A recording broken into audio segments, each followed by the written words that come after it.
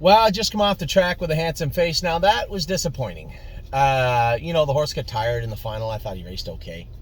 And then last week, there was no doubt what happened. He shut his air off, but there was also no doubt that he did not shut his air off tonight. Behavioral-wise, went up to the gate okay. I didn't really want to rev him up leaving out of there.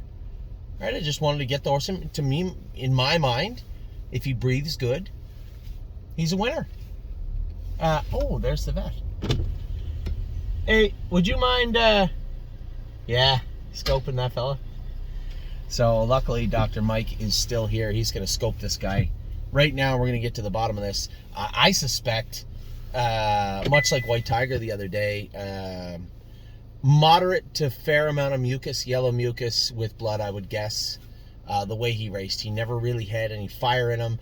Aaron had a real tough time with him. Now, we changed his gear tonight. We plugged his ears up a little bit more. He was quiet. I was happy with the way he I need the right word. I was happy with the way he went about his work, unhappy with the amount of output in his work. So, as we always do, we'll start with scoping him, see what his airway looks like. After that, we'll go to drawing his blood tomorrow. We'll get to the bottom of it. I mean, the horse didn't go from being an okay horse as first or second tonight. That was a fair to mediocre type mile, and maybe he's a fair to mediocre type horse. Fine. We'll find a different class. If he's got to stay here, go to the Meadows, or do something, we'll find a class for a handsome face.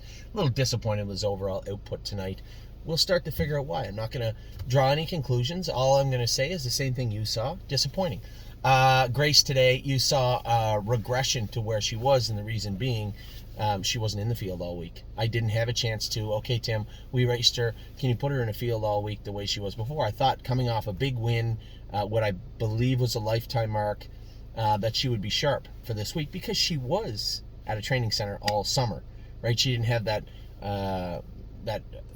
large amount of paddock and field time at the training center at Tamiko, and she did trot 55 a few times. So I thought, 57 new lifetime mark, spark her up. She's feeling good about herself.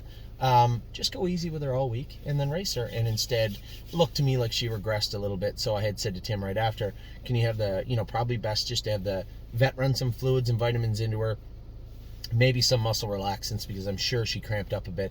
And then can you find, I know there's tons of paddocks, tons of farms around that area. Just find a field for the filly.